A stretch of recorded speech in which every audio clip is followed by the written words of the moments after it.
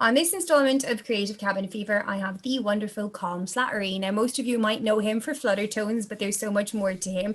He's a wonderful sound engineer. He works for Babylon Radio.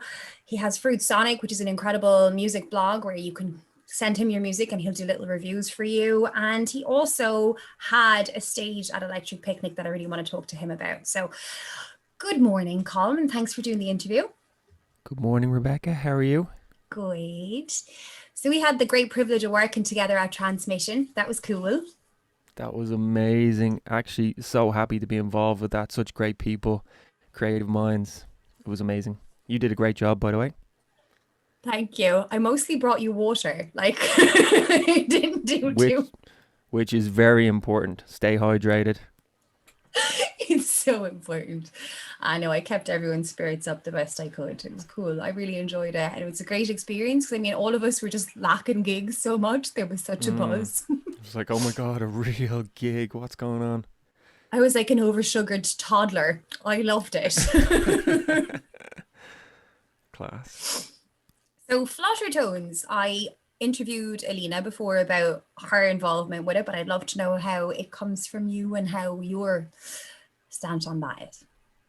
Yeah. So basically, I started it in college, roughly around 2017, as sort of a side college project. You know, when you're in college, they ask you to do little projects. So I did a podcast, and it was kind of like, I think it was first called Next Vital. We called it a podcast where we're interviewing musicians and that kind of thing.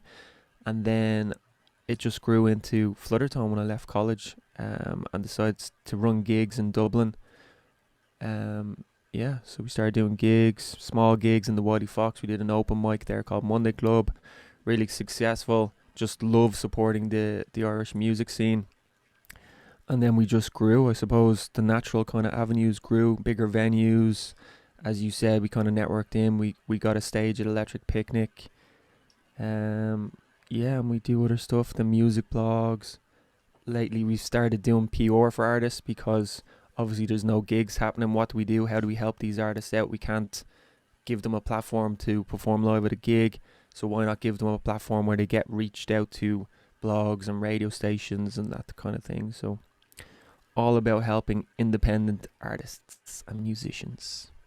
So Yeah. hope, yeah, And that's so important in this moment in time. You're right. Like it's even how this idea came about. It's like so everyone can be seen because, well, first off, I was going insane and not having anything to do. But secondly, yeah, everyone needs that extra push and it's great. I've had a few PR opportunities and I'm working on a few more. So that's interesting. It's a brand new thing for me to learn as well, or it's something I haven't done in over a mm. decade. So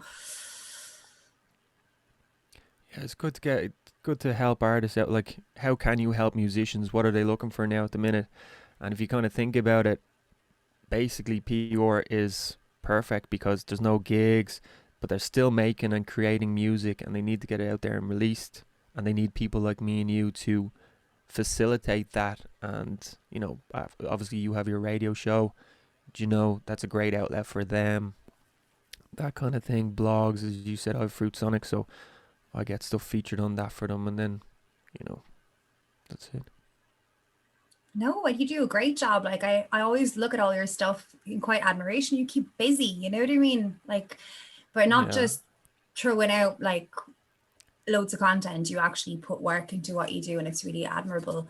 And it's thank great you. as well to see that there are people out there who are doing like coming up with amazing alternative ideas to still stay relevant in this moment in time because that's what we need. Like I would have first seen you after I interviewed Alina and I would have watched your live streams where you had people coming on and doing stuff for the Monday Club, for instance. You were still doing that during Yeah, lockdown. That was just great to watch anyone doing that. Like Kozak's show, how it started the same, it's yeah, incredible.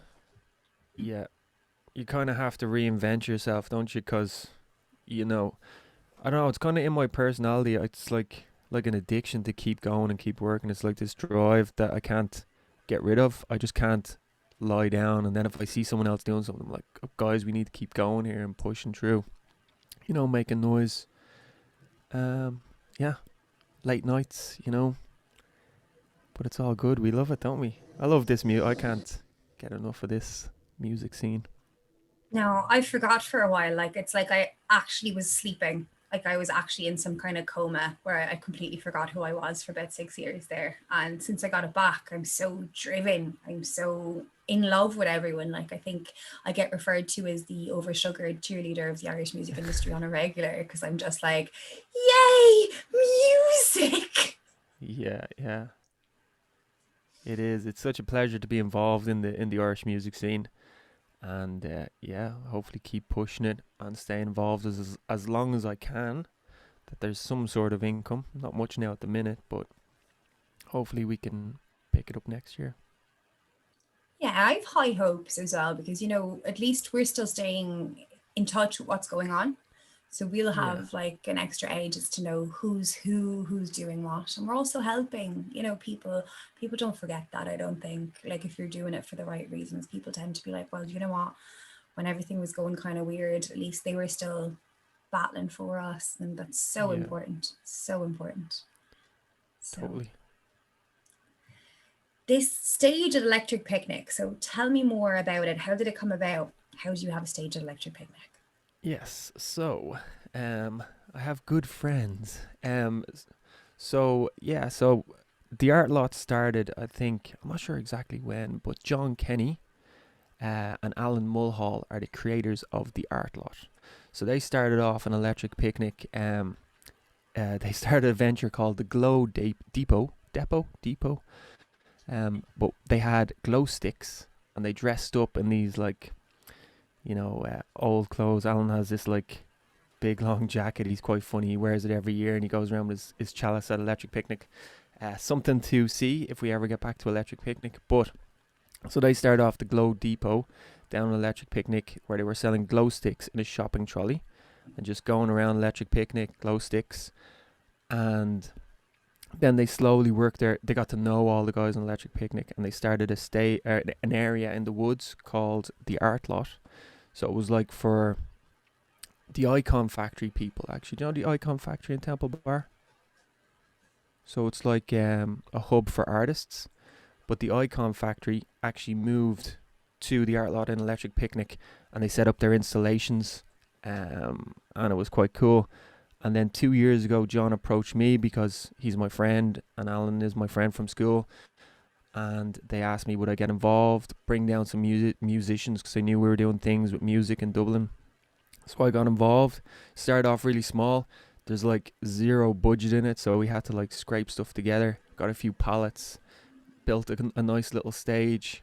I went down in my van, set up.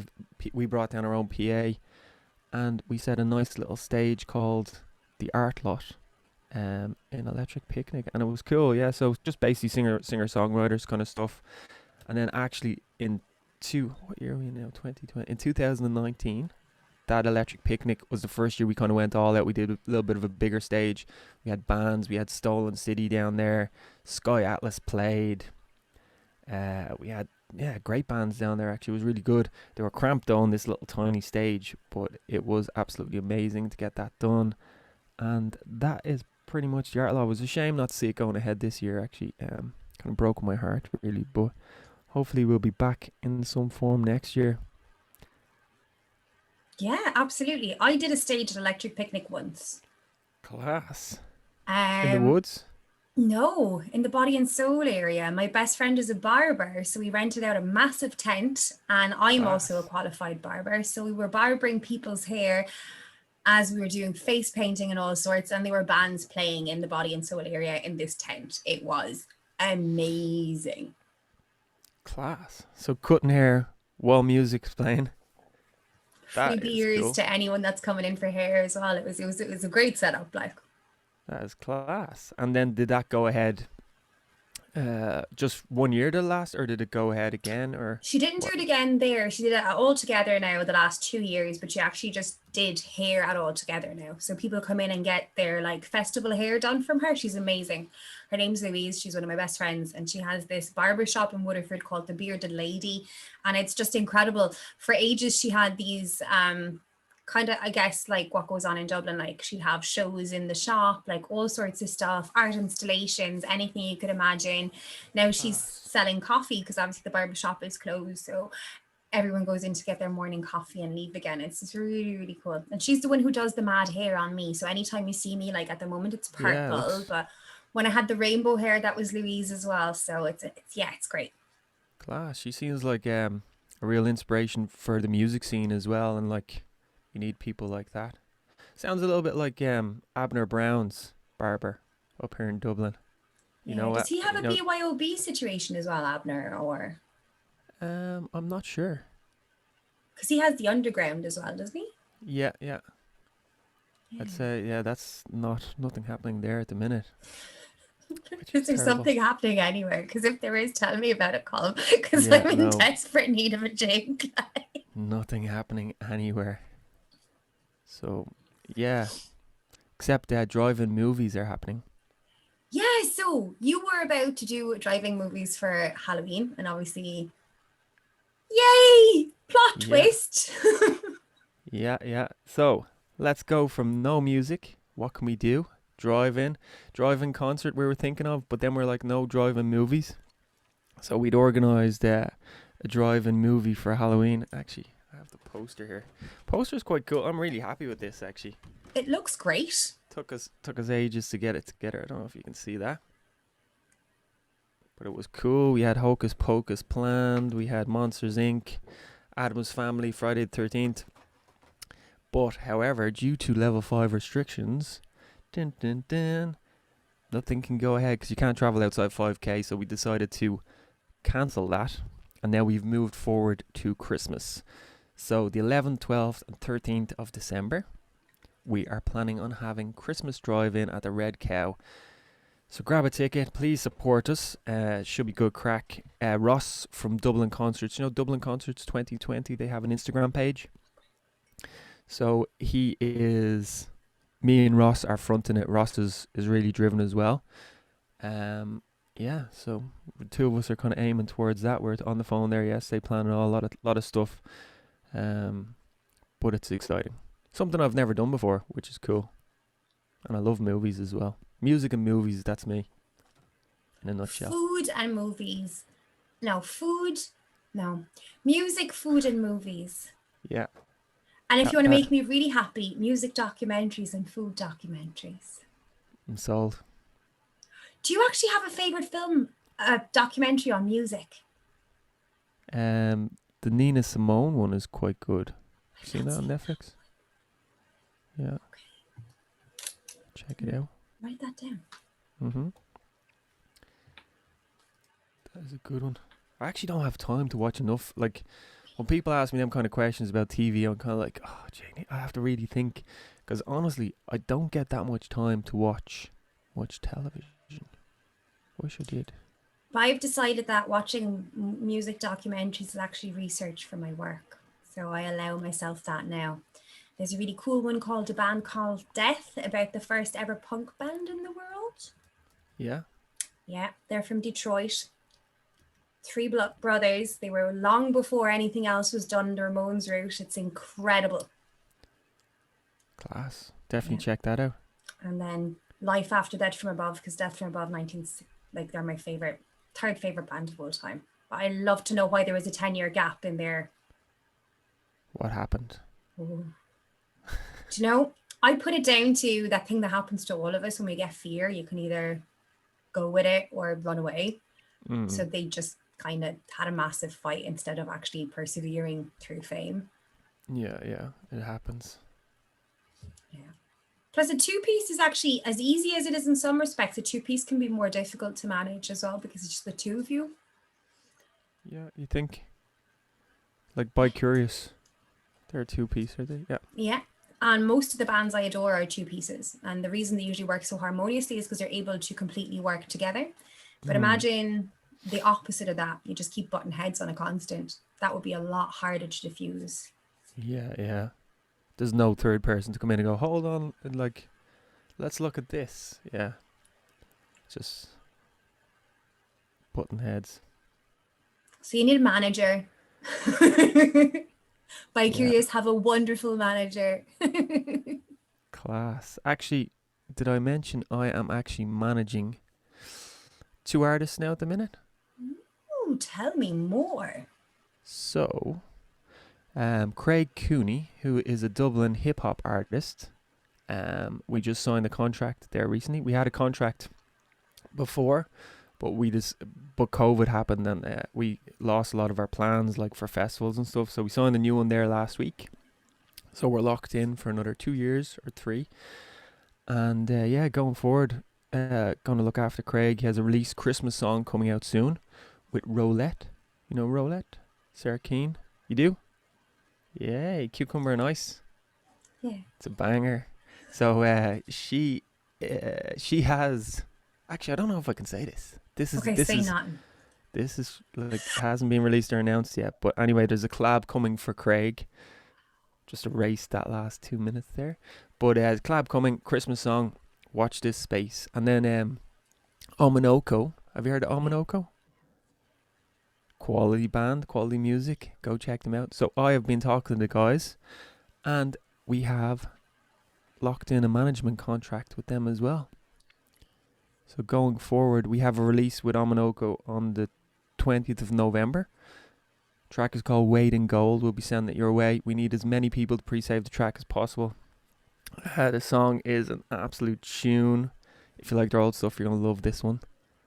And yeah, so if you can help us out, anybody's listening out there, go listen to Ominoko and Craig Cooney music and go follow them on all social media platforms.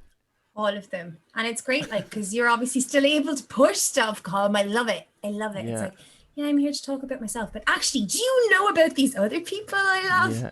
Amazing. They're actually great. What's your take on hip hop, Irish hip hop, or hip hop in general? Actually, I adore hip hop. I grew up in France on French hip hop, so I nice. I have a massive NTM. I Nick am. Tamer. Yes, very good. Love them. They're amazing. Yes. And I Am are even better, and they've done loads of collabs with the Wu-Tang Clan. My son is obsessed with the Wu-Tang Clan. He adores hip hop. Like, I was actually going to wear my Wu-Tang t-shirt today. Sorry to interrupt, but I decided to wear this Akai one. But yeah, I love the Wu-Tang. Screams from the Attic. From the Attic. Because it's Halloween and they're an amazing Irish band who make incredible merch. Cool. I'm going to check them out. Never heard them. They're amazing. One of their t-shirts actually got featured on Netflix last month because basically they reached out to me in the middle of lockdown when I was buying all the captivities. Like I was buying 3 band t-shirts a week to try and keep the scene alive. And they were like, we actually just want to send you free stuff because you're amazing. So they sent me like these incredible t-shirts, and one of them has got a samurai on it, and that's the one that was on Netflix. Class. I want free merch. Give me free merch. Well, how that works is you start buying 3 teas a month, 3 teas a week, right? And then all of a sudden bands are like, this girl's cool. We want her to. That's how they do it. You're an influencer, you know. So send Rebecca your stuff. She'll get it on the air, you know. Yeah, but I did. 37 t-shirts were featured in Transmission, like. Did you wear 37 t-shirts? I changed my t-shirt after each performance. In between, every time I was on that stage, I had a different t-shirt on in order to try showcase as much as the Irish music industry as possible in front of our eyes. Wow, you are my hero. I can't believe, like, that is under-publicized. I can't believe, like, is that not on Hot Press that, like, that happened? No? Who's not writing about that? I'm doing an article on that. I'm going to interview you after this, and on Fruit Sonic, I'm going to get that up there. People need to know that stuff. How dedicated you are. Like, yeah. That is support. Captivities is what I was calling them, and I just kept buying them because I just knew someday they'd come in handy. I didn't know why. I just knew I needed them. And then I was just helping behind the scenes with Transmission as a consultant. And then David was like, or Kozak was like, would you like to MC? And I was like, sure. And then he was like, so I need you to have a vision. I was like, well, I want to change my t-shirt as often as possible to try and get as much as the Irish music industry up there. And he was like, that sounds phenomenal. So like throughout the day, Colm, while you were doing all the sound, I was just ripping my t-shirt off and putting new t-shirts off in the middle, running around like a lunatic. No way. Under-publicized. Yeah, there's loads of pictures. Like literally each time I had a different t-shirt on, it was taken. Class. That is brilliant. Very clever. Great idea. One of my wacky ideas. Wacky is good. That's what I always say. If if the idea is really crazy, I love it. Do you know? Like me and Alina, you know Alina Felice, you had her on your show. So like if Alina has a crazy idea to do with music or something, I'm always well on board with it. I love crazy, out there ideas that are just like a little bit off the wall. And you're like, how the hell are we gonna pull this off? But definitely love your idea with the t-shirts. Thank you. I didn't even know why I was doing it. I just knew I was doing it. Now I'm looking for hoodies actually because it's getting cold.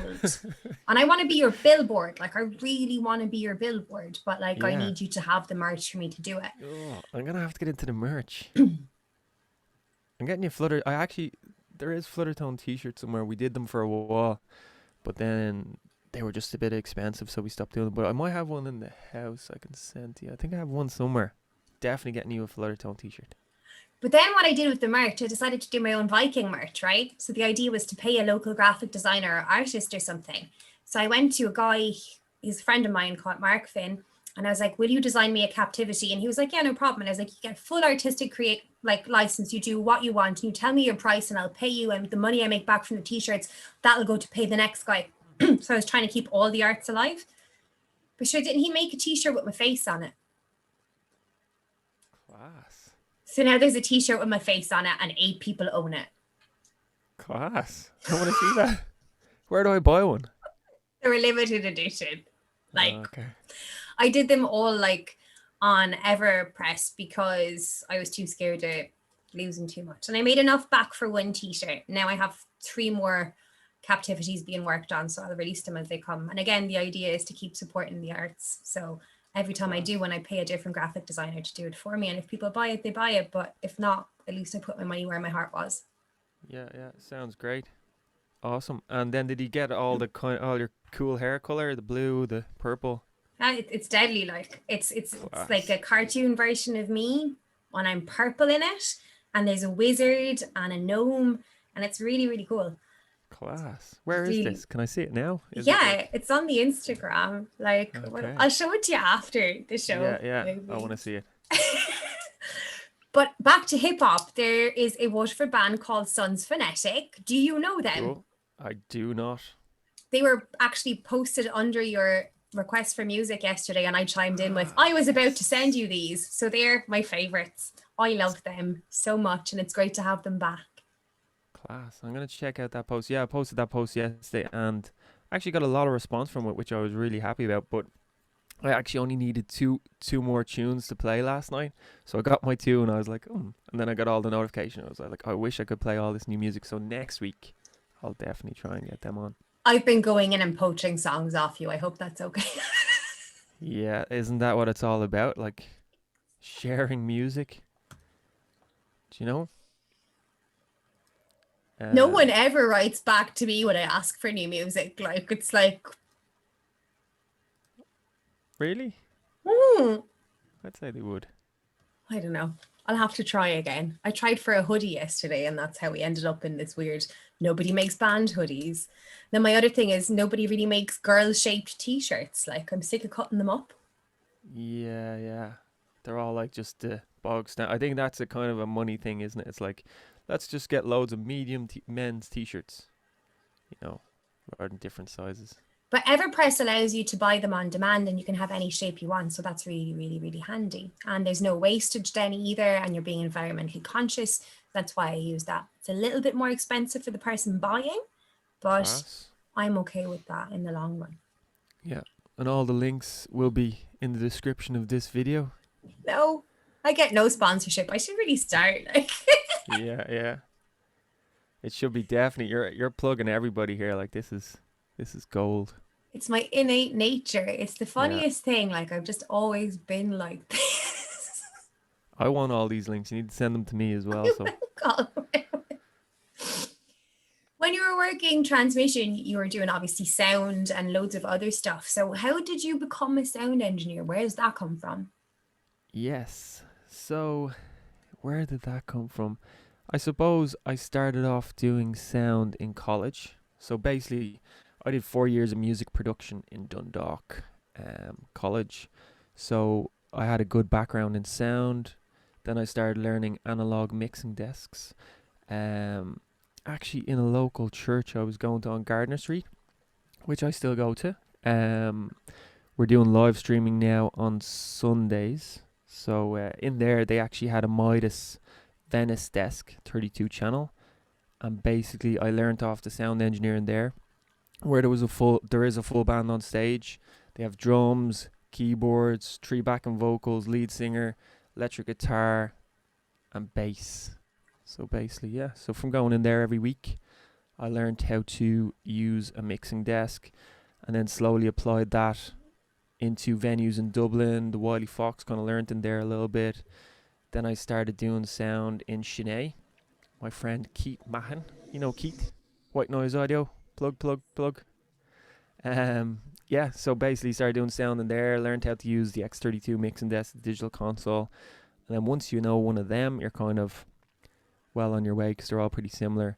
And then I started working for audio visual companies in Dublin, like Avcom, Ion Solutions, just corporate kind of stuff to make money to pay my rent, because the gigs, that's the thing about music, isn't it? You have to do so many things just to make a slight income. It's like you can't just promote bands because there's not enough money in that.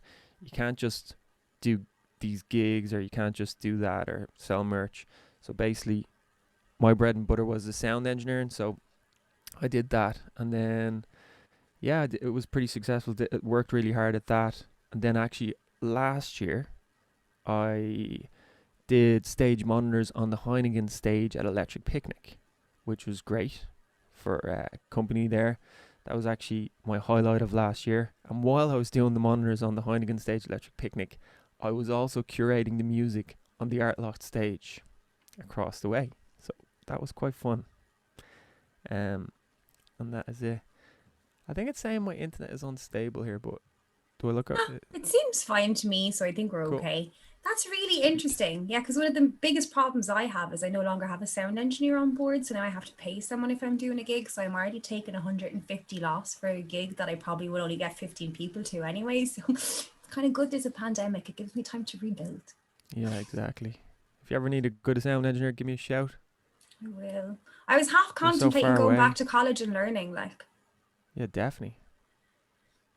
I'd say you'd be a good sound engineer. maybe. Hmm. I'm a bit old to be taking up new things though. Do you know, it's something I probably should have tried like 10 years ago, 20 years ago. Never too old. You look about 25. I am 35 years old. Wow. I know. You just have that young complexion. I know. I'd like to say it's because I look after myself, but It's- what is it? People want to know your secret. no. Obviously a vampire. Yeah. Like, no, yeah, it's weird. Everyone's always really, really surprised. I'm like, no, 35. You look younger. Um, Joe, we started watching yesterday. Actually, did you ever see American Horror Story? If you watch any of them, quite scary. We So started watching the scary. hotel one. Have you seen that one? Yeah, Lady Gaga's in it. I know. She's so pretty. Yeah, she's a good actress, isn't she? She Surprised. actually is a good Mm. actress. Have you been watching any other horrors for Halloween? I am going to rewatch Slither because I love James Gunn and it's a great film. I Mhm. like really bad horrors, like the ones that like are either funny or like made so terribly that they are funny. Yeah, yeah. Seen Sixth Sense. Did we watch Yeah, Sixth Sense the other day? that's good. Not M Night that scary. Shyamalan, you know. Which? M Night Shyamalan, like that's his name, isn't it? That kid. No, the guy, the director. So he did Oh, Signs, The Sixth Sense, that one with the plants that like try kill us all. the plans. I was actually thinking, where is that kid from the Sixth Sense? I don't know his name actually. It was like, is he in anything else? You know the little kid in it. He's a really He's great grown up, actor. but he didn't grow up cute. Did he not? He's cute as a kid. That's always the worry, you know. You see a child, you're like, you're a beautiful child, but how are you going to grow up? That must be tough, like when you're like a scouting agent for children actors. Like, Yeah, yeah.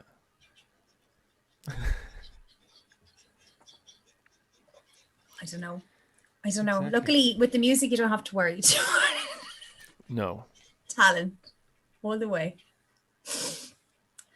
Right. So Halloween plans are not what they were. Everything's up and uncertain, but you've got like Babylon Radio now. So talk to us about that. So it's like, oh, I'm a manager now. Oh, I put on drive through cinema. Oh, I do like my own stuff and I'm a sound engineer and I have so many things going on. But now I have Babylon Radio. Yeah. So basically, I'm just volunteering there just to get it up and running. But basically, I'm the station manager at Babylon Radio, and I'm running my own show every Thursday. We went live last night for the first time, so that was pretty exciting. Live radio could be nerve wracking. Yeah. So we're looking for people to get on board. Any bands out there listening in, or anybody that would like to do their own show on Babylon Radio, just get in touch. Message Rebecca, and we're looking forward to getting new presenters on board. We're trying to grow the radio station. There's a good team of people working at it. I believe there's like 22 staff at Babylon, all volunteers. So there's a good social media team. The website is great. The guys are really, really helpful. They're so driven. Like, I can't believe it. Like, they have meetings every morning. Like, they're texting me at 9:30 saying good morning, and there's all these meetings. Everyone's volunteer, but they all seem really motivated. So we have presenter pages as well. So if you get your own show, you can have your own page on the website, links to all your social media. So it's a good platform to grow and promote yourself as a whatever entertainer or a presenter. So yeah, we're looking for people to get on board and try and grow a listenership there, and hopefully get a bit of a buzz. It's a multicultural radio station, so that's what they're aimed at. If you have a multicultural show that you'd like to do, we're Yeah. open to everything, all types of music. That's amazing. That's amazing. And obviously, I've sent a few people your way, and I'm going to continue trying to think Yes, of who else. And I may myself take a show. Yeah, that would be class. we'll I would see. love that. I know. We're going to We're try it out. We're going to try it out, see how I go. Because my time is like, Yeah, I want to do everything. Like, I really do. but It's yeah, just, there's a person this tall, and he's yeah. my boss. Okay, yes, yeah, yeah. He's like, mommy. Yeah, now it's time for Wu-Tang Clan. And the great thing is like Keanu is allowed to swear when he's listening to hip hop, so he knows it like. So he'll go around blaring swear Cash rules words. everything around me. Cream, get the money. Dollar, dollar bill, Why y'all. do you think he called his kitten popcorn money? Like, that's his Okay. two things he loves most in life, like cash and popcorn. He sounds so cool. He is. Where do you want to meet him? He's adorable. I tried to do an interview with Maximilian Foyle and Keanu like the other day, and like it was just utter chaos. I've done one with him and it went okay, but he knew the person quite well, so it wasn't so chaos. He's there in the background having pillow fights with me Is and this up everything. online, or is Oh it yeah, it is. Yeah. class? I'm gonna go check that out.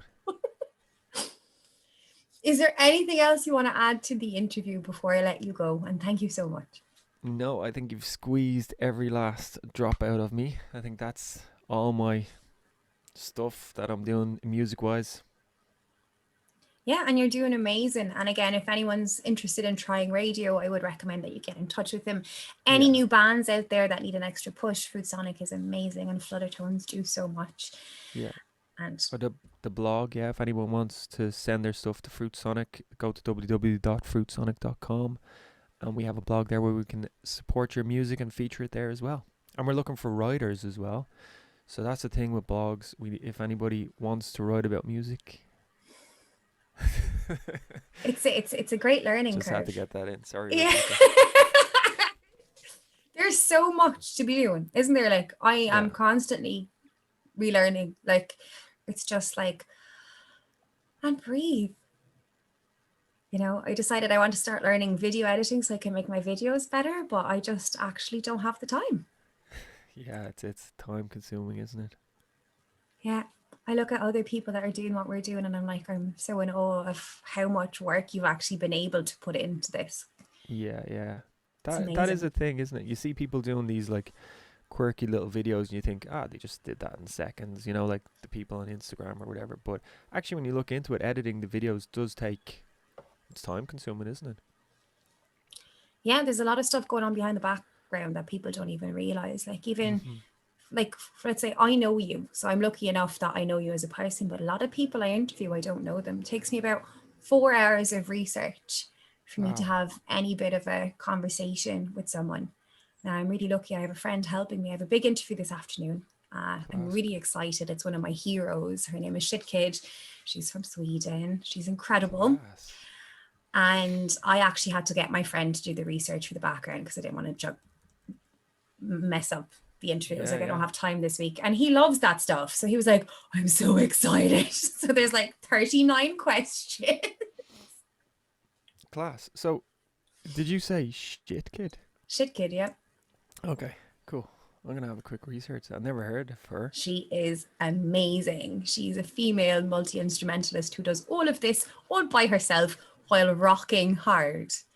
There's Class. like this venue I used to use in Waterford called Dive Records, and it's Hmm. run by Thais and Ben Lahan, and they're friends of mine. Like I know Ben since I'm 14, 15.